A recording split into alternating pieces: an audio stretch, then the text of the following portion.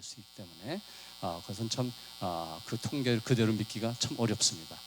오히려 본다 그러면 무신론자가 56% 이상으로 지금 돼 있고, 그 중에 젊은이가 65% 이상을 차지하는 그런 문제가 있다는 게 되는 겁니다. 즉 무신론자가 늘어나고 젊은이가 늘어난다는 것은 가뜩이나 학생들이 줄어드는 데 대한 지금의 문제이기도 하죠. 기독교인의 사명은 교회의 어떤 교육적 사명이어야 되는데, 이러한 신앙 교육을 강화해야 될 그런 것이 바로 여러분 스스로가 현장에서 지금 가장 지금 역할을 하는 것이죠. 지금 시대가 어떤 시대 되는가를 갖다 한번 쭉 간단히 한번 이렇게 보는 표를 하나 보겠습니다. 죄송하지만 지금 표가 지금 동영상이 나오질 않습니다. 네, 움직이는군요. 이제 그냥 소리는 생략하겠습니다. 사람 둘이서 짐을 지고 가는 것 같죠? 오래된 겁니다. 이게 또 벌써. 사실은 사람 둘이 아니고 그냥 로봇입니다. 그냥 기계로 만든 다리들이 그냥 중심을 잡아가면서 자기의 무게를 유지하려고 합니다. 아이들이 게임을 좋아하죠. 이제는 전쟁이 사람이 싸우는 게 아니고 기계가 싸우는 그런 세상이 곧 오는, 지금도 그걸 위해서 드론이라는 헬리콥터가 지나가는 걸 비롯해서 수많은 것들이 실제로 전쟁에 쓰이는 그런 문제를 가지고 있죠. 자, 이런 건 또 신시대의 새로운 겁니다. 3D 프린터라는 것이죠. 온갖 사물을 다 복제합니다. 컴퓨터하고 심지어 총까지. 여러분이 한 3, 40만 원이면 조그만 거 집에서 하나 삽니다. 마이크로 오븐 렌즈만 해가지고 저 TV에 나온 저 컵을 내가 만들고 싶은데 버튼만 누르면 그 컵이 그대로 만들어져 나온다는 거죠. 이런 속에서 심지어 이 골반뼈 같은 것도 다 3D로 그 사람이 맞게 만들어서 그대로 갈아 끼는 이런 문제까지 나오는 거죠. 이게 소위 얘기하는 제4차 산업혁명의 아주 기본적인 것들입니다. 특히 3D 프린터 같은 것은 정말 아이들이 이제는 어디서나 접하는, 동탄에 사시는 분들은 이음터라는 거 있습니다. 곧 거기에도 30대가 들어온다고 제가 지난주에 들었습니다. 이와 같이 이제 지자체도 그렇고 새로운 시대를 맞이해서 여러 가지를 하는, 이런 속에서 우리 어떻게 교육을 해나갈 것이냐 하는 것이 이제 중요한 문제라는 거죠. 그래서 제가 오늘 제시하는 것은 바로 신앙교육의 패러다임의 변화를 생각하자는 거죠. 지금은 위기입니다. 현실에 있어서 이 위기라는 것은 달리 얘기해 본다면 위험한 기회라고도 보통 얘기를 하죠. 그래서 이 위기 속에서 우리가 어떻게 해나갈 것이냐, 그것은 그렇다면 지금까지 잠깐 보여드린 것 같은 4차 산업혁명 같은 걸 그대로 우리가 따라서 해야 될 것이냐, 오히려 아까도 게임 얘기 나왔습니다만 사회에 나가면 더 재밌는 게 많은데 그러한 조금 흉내내는 것만 가지고는 되지 않는다는 것이죠. 그래서 중요한 것은 결국은 어떠한 그 패러다임을 가져갈 것이냐 하는 것을, 사회를 그대로 4차 혁명을 따라서만 하자는 것이 아니고 그러한 변화를 여러분이 충분히 인식을 하면서도 어떻게 아이들을 같이 교회에서 끌고 나갈 것이냐 생각해 줘야 된다고 보는 겁니다. 처음에 보여드린 표였죠. 그래서 첫 번째는 이러한 신앙교육 패러다임 변화 속에서 교사의 정체성을 제고하자는 겁니다. 교사란 무엇이냐, 앞에서 참 여러 가지 정의도 내리고 정말 애쓰시는 것에 대해서 존경을 저도 드리고 말씀을 드렸습니다. 6번 내용에 보시면은 첫 번째로 우선은 교사들의 정체성을 확립을 해야 된다는 겁니다. 오늘의 이제 세 가지를 말씀드릴 건데 그 중에 첫 번째가 여러분의 정체성을 확립하자는 거죠. 그것은 즉 제가 여기서 어줍지 않게 하나님 말씀 여러 가지를 얘기하는 것보다는 오히려 이미 여러분이 앞으로도 그렇고 많은 목사님들이랑 감독님 통해서 더 많은 영적인 것을 받게 되니까 조금 학문적으로 내지는 좀 이론적인 것을 한번 같이 생각해 보겠습니다. 문제는 나 자신을 끊임없이 찾아 나가야 된다고 생각합니다. 여러분 중엔 정말 어려서부터 또는 오래전부터 교회 학교를 해왔지만은 이제는 참 어떻게 가르쳐야 될 것이냐 하는 어떤 문제점에 봉착할 수도 있다는 것이죠. 우선 내가 어떠한 존재로서 하나님 앞에 서서 이웃과 함께 아이들을 위해서 어떠한 소명, 사명감을 가지고 나갈 것이냐 하는 것이 중요하다는 것이죠. 이러한 것은 잘 아시는 분도 있겠지만 그리스도와 이 교회 중심의 신학을 오랫동안 해오신 칼 바르트라는 유명한 신학자가 있죠. 이분은 세 가지를 주장을 했습니다.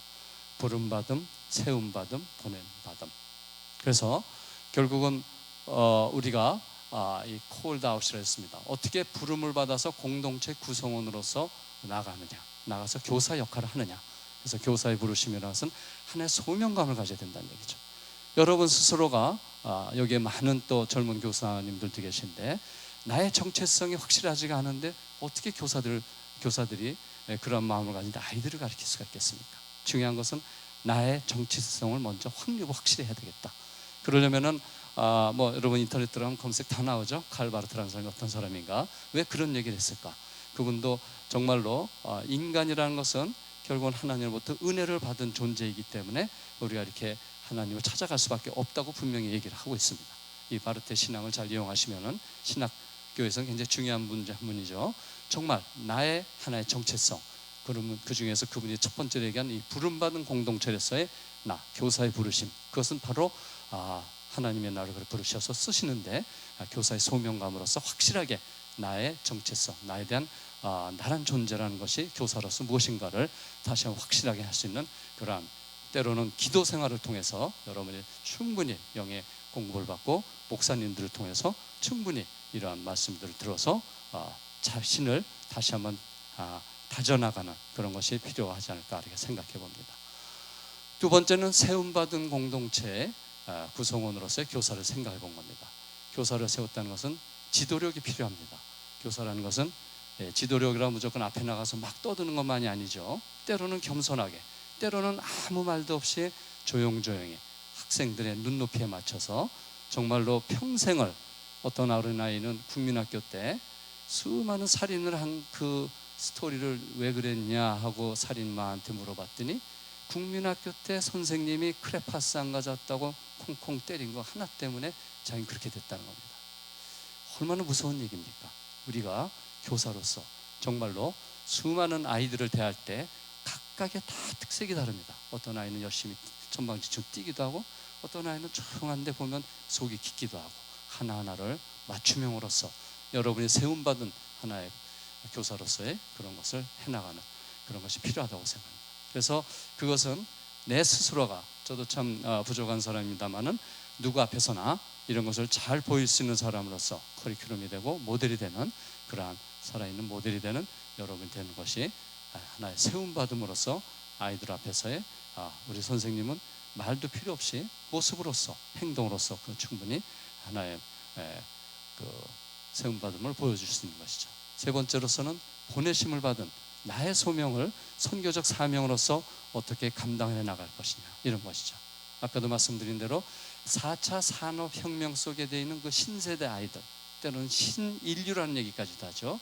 새롭게 태어난 것 같은 아이들한테 어떻게 교육적 선교 명령을 가지고 나가야 되느냐. 그렇게 된다면 여태까지의 방법하고 또 다른 게 있을지 모르요. 도대체 4차 산업혁명이 뭐고, 그다음에 인공지능 알파고가 뭐고, 그럼 너는 어떻게 생각하니? 아이들한테도 물어볼 수도 있고, 또 아이들을 때로는 칭찬을 할 수도 있겠죠. 야, 너 게임 잘하는구나. 근데 그 게임을 함으로써 네가 굉장히 항상 좋은 거니? 집에 가면 엄마한테 야단 맞아요. 그래서 엄마는 왜 야단을 치실까? 여러 가지 끊임없는 그 속에서 아이들하고 대화를 하고, 여러 가지 어쩔 수 없이 걔네들이 걸어야 될 새로운 세상, 그러한 속에서 또 여기 있는 많은 젊은 교사님들도 또 마찬가지 입장도 있을 수 있는데, 뭐 1년 가지고 세대 차를 느낀다 할 정도로 요즘 바뀌고 있는데, 어떻게 주님의 복음을 제자로 삼고 나가서 가르칠 수가 있는가, 이런 것을 잘 생각할 필요가 있겠죠. 그러려면 이제 교사는 세 가지 노력이 필요하겠죠. 조금 전에 말씀드린 대로 우선 나의 정체성에 대한 확립, 구원에 대한 확신과 헌신성, 그 다음에 눈높이에 맞춰서 아이들을 돌보는, 조금 전에 얘기한 거에 반복이 될 수도 있겠습니다. 그 다음에는 정말 소명을 가지고 부름받은 자로서 나가는, 그러면서도 이러한 꼭 무슨 4차 산업혁명만이 아니고 이 세상 속에서 얼마나 갈등이 많겠습니까? 저도 이제 나이가 드니까, 옛날에는 이제 나이가 들면 다 어른들이 아시는 것 같았는데 그렇지 않죠. 나이가 들수록 또 가족도 생기고 또 자녀도 손손 생기고, 그러다 보면 그 안에서 생기는 여러 가지 문제가 있고 사회생활 속에서도 많이 있습니다. 이런 것을 과연 아이들 앞에서 정말 본받는 교사로서의 모습으로서 하나의 전문성을, 영성을 가지고 가르쳐 나갈 수 있을까 하는 것을 생각해 보자는 거죠. 두 번째는 교육 현장을 갖다 확대하고 싶다는 겁니다. 여러분이 이제 부름받은 자로서 세워져 가지고 나갔다 그러면은, 그 다음에는 교육 현장에 대한 것을 좀 보고 싶다는 거죠. 이 책자에는 지금 4차 산업혁명을 비롯해서 정보화에 대한 깊은 얘기를 쓰지는 않았습니다. 그것은 일단 교육 현장에 대한 것을 우리가 좀 더 깊게 생각을 해서 그런 것까지도 감안해서 볼 필요가 있다고 이제 생각하는 거죠. 그래서 교육 현장의 확대와 변화 속에서는 학교식인 그런 주입식이나 이런 것만 가지고 신앙 교육이 충분히 되지 않는다는 얘기죠.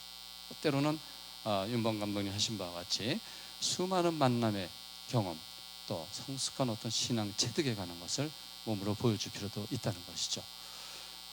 저희 이제 제가 상동교회를 나갑니다. 서울에 있는 그 아이들이 이번 작년 여름에도 하계 그 이제 여름 성경학교죠. 똑같이 그런 간증의 기회가 있었어요. 가가지고 정말 생각지도 않게 아이들에게 간증을 하고 많은 것을 한 것을 지켜본 적이 있습니다.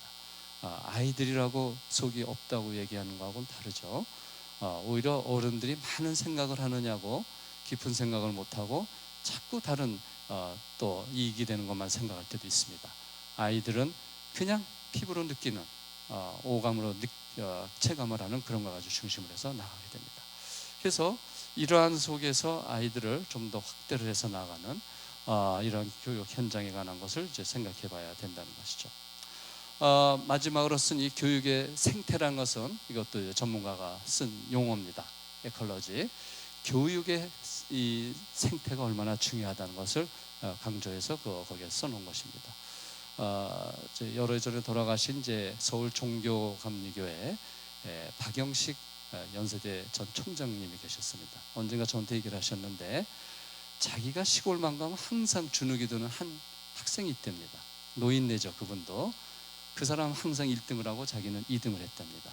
근데 그 사람 아직도 농사를 짓고 있고 자기는 미국의 교육 아마 피바디 교육 대학을 가신 걸로 알고 있는데 훌륭하게 크셨죠.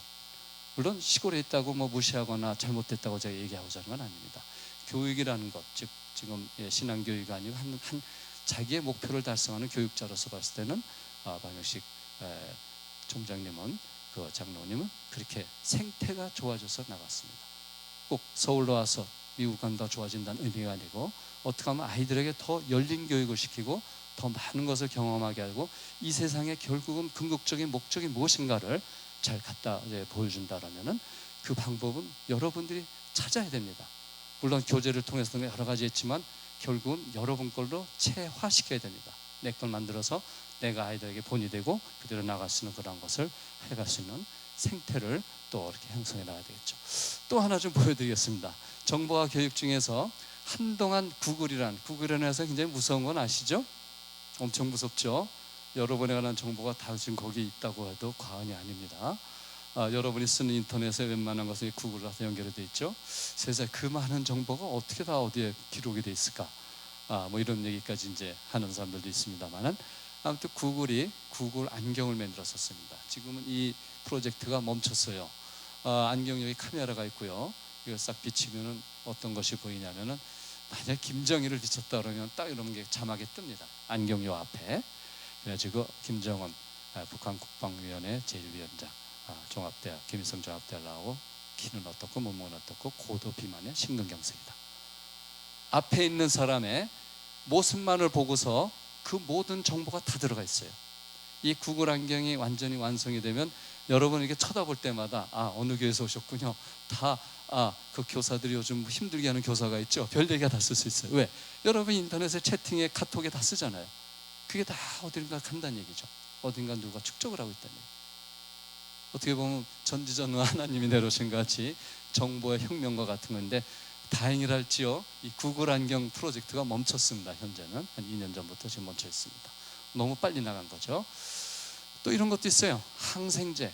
얼마나 우리가 지금 자본주의 극치를 달려가지고선 그냥 1등이 2등이 쫓아오면 돌아서서 확인사사라고 또 뛰어가고 조금 전까지 노키아라는 회사가 엄청나게 스마트폰 잘 만든 줄 알았더니 어디 갔는지 잘 안 보이잖아요. 네? 그런대로 또 그 나라에서 잘 도와주고 있습니다만 삼성도 권망 하나 했더니 다행히 또 좀 이렇게 잘 넘어가는데 아주 그 부침이 아주 심합니다. 바이러스를 가서 뭐 오래전부터 존재했다는 거죠. 그런데 바이러스를 죽이려고 항생제를 개발했어요. 그래서 뭐 여기 전문하신 분들도 계시지만 항생제를 또 했더니 바이러스가 변형이 생겨요. 동그랗게 했더니 너무 잘 잡히네, 잘 쪼개지네 하고 지네가 변형을 합니다. 뾰족하게. 그래서 그 중에 이제 예를 들면 이제 포도상 규균 같은 게 대표적인 거 아닙니까? 그랬더니 또 새로운 항생제를 여러 학자들이 열심히 개발하죠. 그랬는데 뭐 이제는 지구상에서 이런 마이신은 더 안 나올 것이다. 항생제는 하는 게 방코마이신입니다. 전문가는 아시죠? 그게 무너진 것을. 캐나다에 오는 환자는 치료가 없다는 얘기까지 나오고 있습니다. 그만큼 이 시대가 아주 걷잡을 수 없이 막 흘러나가는 그런 이제 그 지금 시대의 변천을 지금 가지고 있다는 것이죠. 그래서 결국은 이러한 속에서 우리가 어떤 교육을 어떻게 해 나갈 것이냐 참 어렵죠. 제가 참 오래전에 읽었는데 여러분 중에도 혹시 한 3, 40년 전에 보신 분 계신지 몰라요. 미국, 죄송합니다. 일본의 선교사라고 한 차윤순 전도사라는 분이 쓰신 삶을 위한 정지라는 책이 있었습니다. 첫 마디에 쓴 것이 칼라하리 사막, 아프리카 칼라하리 사막에 있는 사슴떼는 쭉 가다가 맨 뒤에 있는 놈이 깜짝 놀라면은 그냥 뛰는 거죠. 놀래니까. 그 앞에 놈은 덩달아서 뒤에서 깜짝 놀라서 뛰어오니까 계속 뛰는 겁니다. 그러다가 모든 사슴들이 호숫가로 밀려 다 떨어져 죽는다, 이런 얘기를 합니다. 어떻게 보면 지금의 우리 사회를 얘기하는지도 모릅니다. 한간에 지금 우리 정부에 관한 문제도 있고 여러 가지가 있고 걷잡을 수 없이 어제도 저한테 어떤 제 친구가 누구를 찍을 것입니까? 이런 얘기까지 벌써 하더라고요. 참 아주 방황을 하고 있습니다. 그러나 그런 속에서 정말 우리가 맡은 바 일을 한다면 저는 그렇게 큰 걱정을 안 합니다. 저는 그렇습니다. IMF 때도 교회에서 제가 이렇게 글을 써달라 해서 저는 금방 일어날 겁니다. 그게 불과 터진 지 11월 말 이때 터졌는데 연초에 그 회보를 쓸 때 그렇게 썼거든요. 한국은 뭔가 끊임없이 새롭게 개발하는 참 저력이 있다고 저는 느낍니다. 그쪽 얘기하려면 또 아니었기 때문에 그런 속에서 여러분이 믿음을 유지하고 수많은 기도 속에서 정말 우리가 새롭게 우리 나라를 지켜가는 그런 굳건한 것이 있기 때문에 아주 정말 여러분이 맡은 자리에서 일만 가지고도 충분히 할 수 있는 것이 많이 있다고 보는 거죠. 충분히 해나갈 수 있다고 그런 거죠. 이런 과학기술은요, 몰트만이라는 신학자가 뭐라 그랬냐면 현대 과학기술은 이제까지 지구에 나타난 것 중에서 가장 무서운 괴물이다 이랬습니다. 그러니까 4차 산업혁명을 비롯해서 이런 과학기술을 그냥 괴물이라고 하면 분명히 괴물일 겁니다. 근데 그 괴물은 피할 수가 없는 괴물이에요. 아이들은 그 괴물들하고 잘 놀아요. 또 그 괴물이라는 것은 여러분이 생각하기 나름이에요. 동네마다 또 아파트마다 아주 몇십 년 전만 해도 떡도 나누고 다 그렇게 사람들도 하고 그랬는데 이제는 바로 옆집 사람들 잘 모르죠. 시대가 그렇게 됐습니다. 시대가 그렇다고 나까지 우리 교회에 있는 아이들까지 그렇게 만들고 싶진 않겠죠. 그러나 그게 또 쉽게 되는 것도 아니죠. 교회 학교라는 거 일주일에 몇 시간을 가지고 어떻게 아이들을 다 바꾸겠습니까? 그러나 그런 속에서도 아이들하고 뭐 눈높이를 맞춰서 잘 해나갈 수 있냐 생각한다면 이런 시대 변화 속에서 괴물이 태어나는 시대 속에서도 새로운 걸 해나갈 수 있지 않을까 생각해 보는 겁니다. 평생교육이라는 말을 한번 거기에 쓴 것이 있습니다. 즉 다시 해서 교육은 크게 4가지 정도로 볼 수가 있을 것입니다. 어떻게 보면 어려서부터 평생이 될지도 모르겠지만 부모의 교육으로 해서 아이들이 성장이 됩니다. 저도 생각해보면 참 좋은 교육을 받았던 것 같아요. 이제 저희 아버지가 이제 목회자셨는데 솔직히 어떻게 보면 또 잘 못 받았는지도 모르겠어요. 우리 집은요 그냥 주일날만 되면 밤늦게까지 할머니들로 꽉 차 있어요. 방 앞에가. 그래가지고 뭐 별소리 다 듣고 이제 이렇게 하고 어떤 땐 제가 나가기도 하고 그러한 속에서도 분명히 수많은 그 성도님들의 기도가 있었을 겁니다. 그걸 제가 열애전부터 다시 한번 느껴서 많은 그런 생각을 가지게 됩니다. 부모 교육은 참 중요하죠. 저도 아이 둘이 있는데 항상 그 생각을 합니다. 전에 이걸 이렇게 했으면 더 좋았지 않았을까. 다행히 참 믿음을 잘 유지하는 애가 교회 나와서 이렇게 열심히 하고 전부 둘 다 이렇게 나가는 거 보면 참 어떻게 보면 고맙죠. 그리고 또 두 번째는 학교라는 장시간 동안에 가서 교육을 받고 때로는 바로 교회 학교에서도 받게 됩니다. 그러면서도 또 학교라는 속에서 선생님과의 만남이 있고 이런 속에서 인생을 살아가는 건데 이 과정 속에서 과연 여러분이 어떤 아이를 어느 시점에서 어떻게 가르치느냐는 걸 항상 눈높이를 가지고 뻔한 얘기 아닙니까? 여기 써놓은 게 그런 걸 생각을 할 수 있는 다시 한번 이렇게 재점검해보는 그런 시간이 됐으면 생각해보는 겁니다. 그래서 이러한 거 패러다임 변화를 위한 방향을 좀 제시하는 것 중에서 무언가 이제는 그 융합적인 교육 시대가 필요하다. 그것은 가정교육과 교회 학교 교육을 연계시켜야 된다는 겁니다. 우리 학교 교육까지 들어가긴 어려운 교육 감독님 이제 학교까지 손을 대셨나 본데, 아무튼 교회 학교가 그대로 방치해서 도대체 이 아이가 어느 선생님의 아이지? 이런 거를 모르면 안 되지 않습니까? 저는 이제 그 청년부를 맡고 집사람 그 교회학교 초등부 쪽을 주일학교를 옛날 주일학교를 맡았었는데 한 20-30년을 쭉 하다 보니까 지금 이제 집사님 목회를 하고 있습니다만은 그 결혼식이 많아요. 내일도 또 한 사람이 있어요.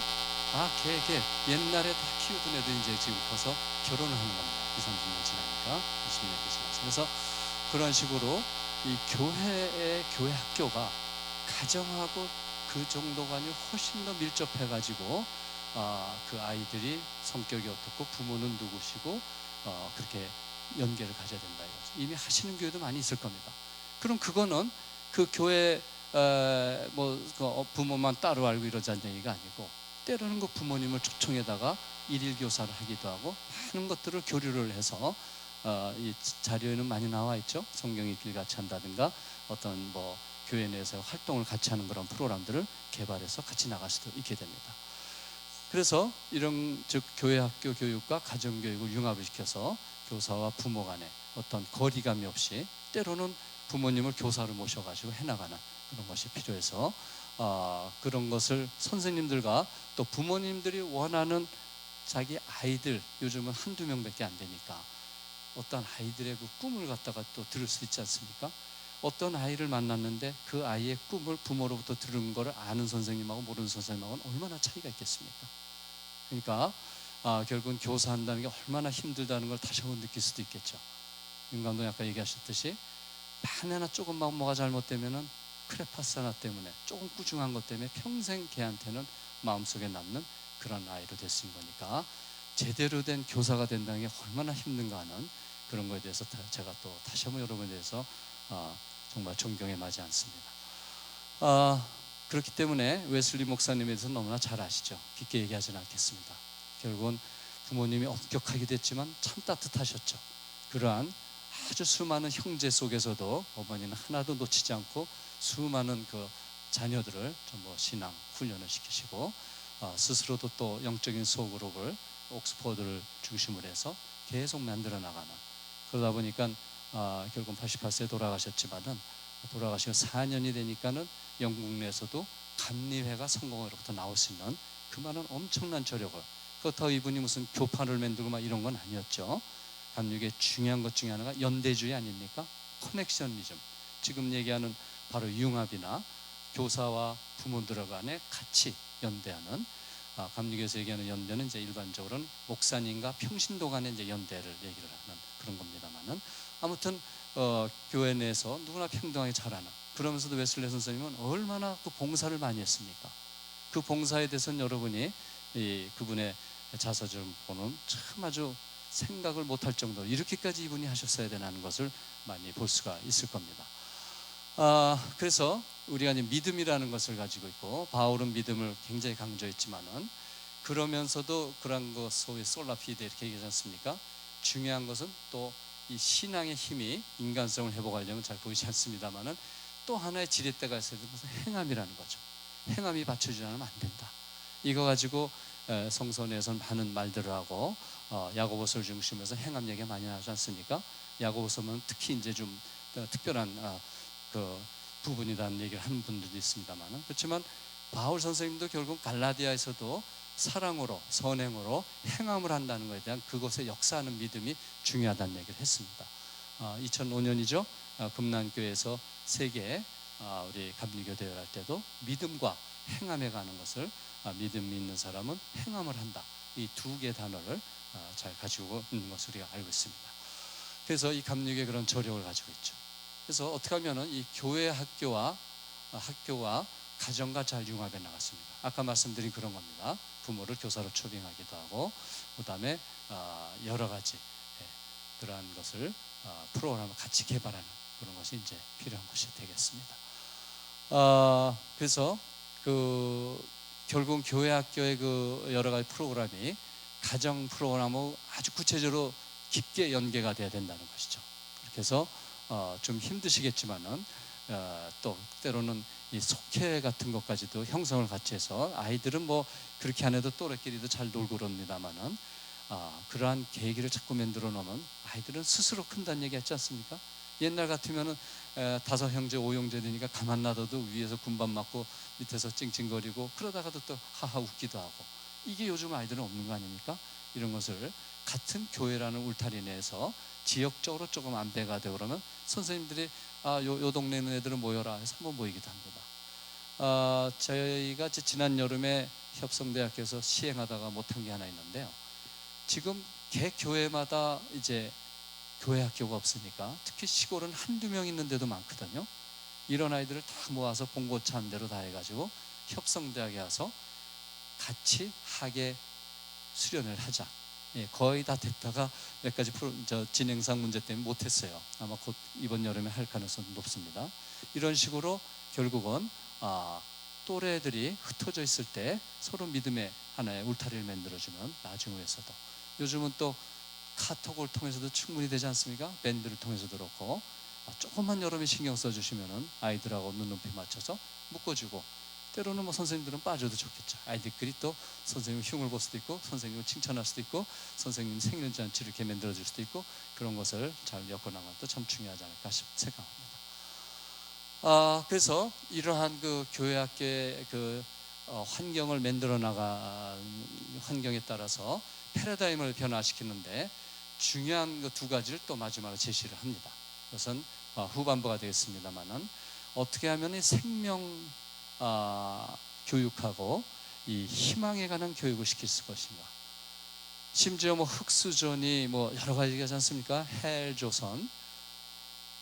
어떤 분은 좋은 얘기를 쓰더라고요. 우리 모두는 흑수저가 아니라 흙이 묻어있는 금수저다. 얼마나 멋있는 얘기입니까? 흙을 조금만 닦아내면 누구나 금이 된다는 얘기죠. 금이 뭐 돈을 많이 번다 이런 개념이 아니고 참 태어난 자존감을 가질 수 있는 그런 사람을 만들 수 있다, 이런 얘기를 참 제가 의미 있게 들었는데요. 아이들로 하여금 이 생명에 존중하는 희망에 대한 것을 주는 두 가지를 교육하는 것이 이 교회학교 속에서 가정교육과 융합하면서 나올 수 있는 또 중요한 획타로서 제가 마지막 부분을 제시하고자 하는 겁니다. 파커 팔마라는 교수는 이 시대마다 다르게 여러 가지 이제 그 제시를 하기도 합니다. 그래서 결국은 무엇을 가리키는가, 어떻게 그것을 가르치는가, 무엇을 가르쳐야 되고 어떻게 그것을 가르쳐야 되고 왜 그것을 가르쳐야 되느냐, 어떻게 보면 뻔한 얘기라고 할 수도 있겠죠. 좀 더 심도 있게 들어가야 좋다는 얘기죠. 그냥 단순하게 하나님의 영광을 위해서 교회 학교니까 이것만이 아니고 조금 더 구체적으로 들어와서 4차 산업혁명 시대, 정보화 시대 아이들에게 무엇을 어떻게 왜 하나님에 대한 걸 중심으로 가르쳐야 될 것이냐, 이 얘기를 하는 겁니다.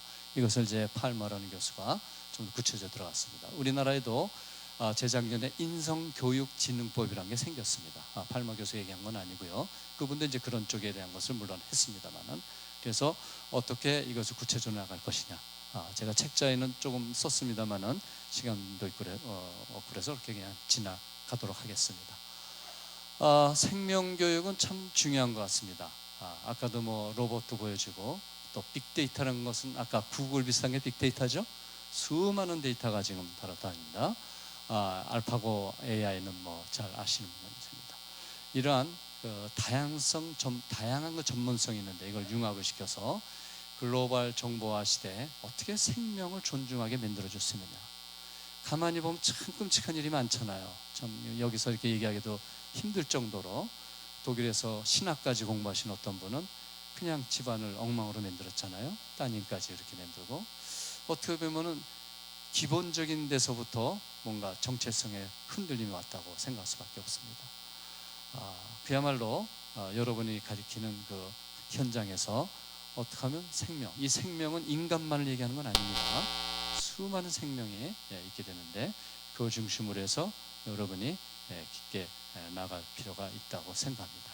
깊게 여러 하나. 이거는 이제 아까도 이제 봉사 얘기로 나오고 그러는데 제가 이제 상동교회에서 한 5년 동안 봉사팀을 하나 만들었었습니다. 그래서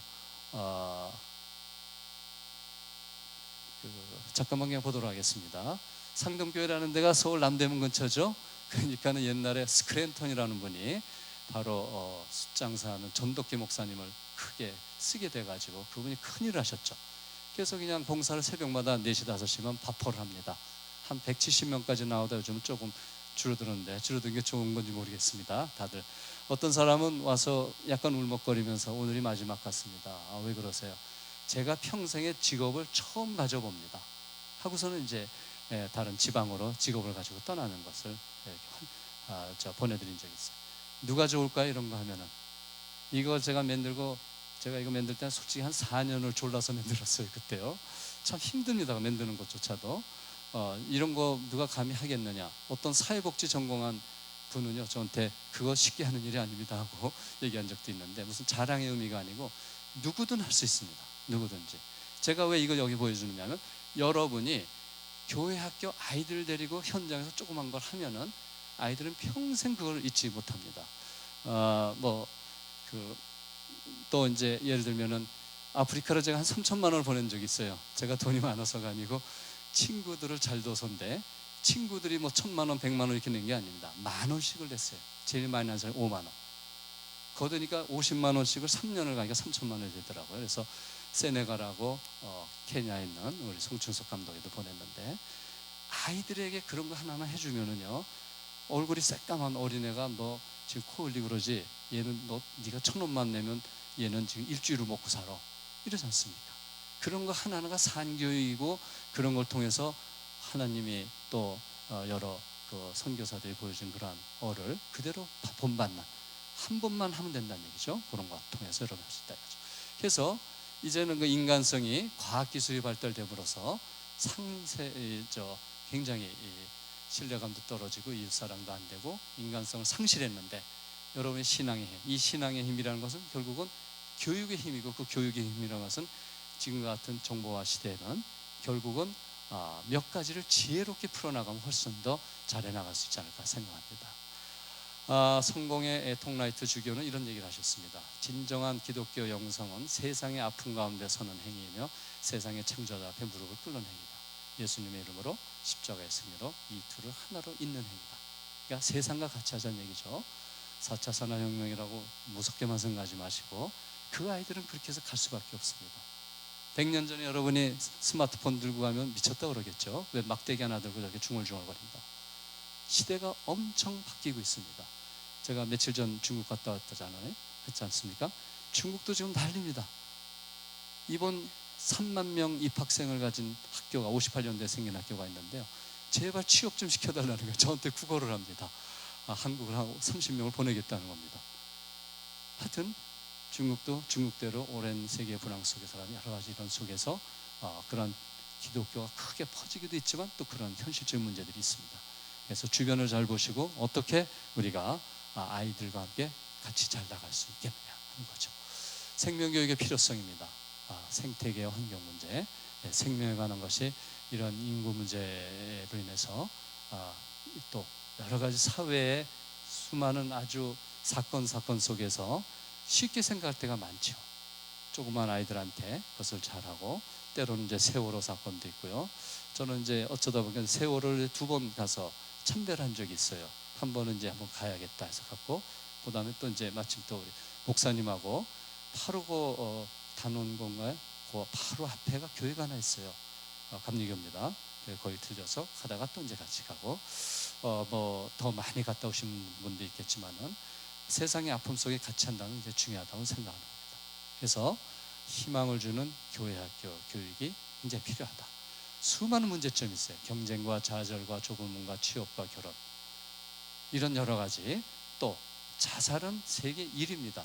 저도 이제 그 자살에 관한 청소년 자살 방지를 SNS에 이용해서 한다는 것을 이제 연대를 하나 지금 가지고 있습니다만은, 정말로 아이들의 자살은요 끔찍합니다. 1시간 3시간에 2명이 죽습니다. 2명. 지금 이렇게 여러분이 강의 듣는 중에 한두 명이 지금 죽어가고 있습니다. 노인이 자살 심각합니다. 성북구 그쪽에서 막 11명의 그 알바생들을 써가지고 노인들한테 막 전화했어요. 건강하시죠? 괜찮으시죠? 또 전화 드릴게요. 막 했어요. 자살률이 떨어졌습니다. 알바생 끝나고 나니까 2달 후에 또 자살이 급증합니다. 노인 자살은 빈곤과 고독입니다. 그래서 이제 여기는 이제 교회 학교 중심이지만은 오히려 그 노인들을 모셔다가 노인들의 경험담을 아이들에게 들려주는 것도 또 괜찮을지도 모르겠습니다. 그래서 다양하게 프로그램 개발하셔서 정말로 여러분이나 저나 이제 노인 시대에 아주 중요한 역할이랄까요? 아주 때로는 굉장히 무언가를 할 수밖에 없는 나이가 된 겁니다만은 앞으로 그런 문제들이 점점 나오게 되는 것이죠. 그래서 올바른 생명과 희망을 아이들에게 가르쳐주는, 희망에 대해서 깊은 얘기를 오늘 못했습니다만은 정말로 삶이 하나님을 중심으로 해서 나가는 삶이 어떻게 하는 것이 중요한가를 희망을 주는, 그것은 꼭 무슨 돈을 많이 벌거나 여러 가지 큰 지위에 오르거나 이런 얘기가 아니고 정말로 여러분이 할 수 있는 게 애들하고 대화를 해보면은 애들 높이에 맞춰서 원하는 걸 맞춰서 해나갈 수 있다는 큰 강점을 가지고 있는 것이죠. 하나님의 교회 중에 몇을 세우셨으니 첫째는 사도요, 둘째는 선지자요, 셋째는 교사요, 그 다음은 능력을 행하는 자요. 그만큼 이 교사라는 것은 하나님이 세우신 분 중에 하나입니다. 그래서 여러분이 아무쪼록 이번 이 교사 전국대회를 통해서 정말로 저는 조금 불만 비슷한 게 조금 있어요. 무슨 얘기냐면 아까 윤감독님도 그렇게 나가야 된다고 또 김진일 회장님도 그러셨지만은 너무 쉼이 없어요. 그리고 분임 토의 같은 게 없습니다. 각 곳에서 있었던 분임 토의 같은 걸 했으면 생각하는데 그게 이제 아마 연회 돌아가시면 연회마다 하시겠죠. 그래서 제가 이런 제안도 해봤습니다. 지역 및 상황에 따른 맞춤형 꿈과 비전을 제시하는, 그래서 말씀드린 그런 생명을 존중하고 희망을 갖게 만드는 그런 거죠. 4차 산업혁명 시대에 기독교 교육을 어떻게 연구할 것인가, 이건 어떻게 보면 교육국에는 좀 부탁을 드리고 싶습니다.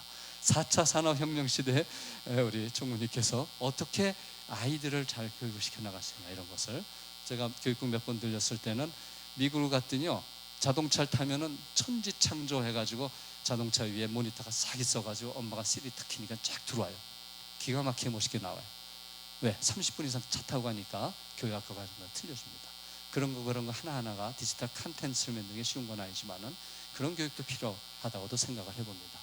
감리교의 연대주의를 잘 살리자. 아까도 그런 얘기를 했었죠. 한 사람 한 사람을 존중을 하고 똑같이 사제로서, 성도로서, 또는 선생으로서, 아이들로서, 때로는 아이들한테 배우는 자세를 가지면 오히려 아이들이 더 신나서 게임도 가르쳐 줄 수 있겠지만 자기에 대한 어떤 존재감을 찾아가는 그런 방법도 있을 것을 여러분이 이미 다 그런 걸 잘 하고 계시라고 생각합니다. 그래서 이런 선행을 통해서 조그만 선행이라도 여러분이 실천하면 됩니다. 1,000원 가지고도 할 수 있습니다. 이런 식으로 해서 미국, 죄송합니다, 아프리카 연결한다든가 이렇게 해가지고 어떤 편지가 오기도 하거든요. 우리 교회 학교도 보니까 편지가 이렇게 붙어 있더라고요. 그래서 그런 것을 잘 선교사들하고 연결하시면 아이들로서는 그게 평생 남는 일입니다. 내가 베네수엘라, 내가 30년 전 베네수엘라는 어린이한테 편지 보냈잖아. 걔 한번 찾아볼 수 없을까? 이럴 수도 있겠죠. 그래서 꿈을 주는 방법 여러 가지가 있는데 단지 조금 노력이 필요하다는 거죠. 그것은 바르트 박사님 얘기한 대로 정말 여러분이 세움받은 만큼 그렇게 해서 잘 해나가시기를 바라면서 제 강의를 마치도록 하겠습니다. 감사합니다.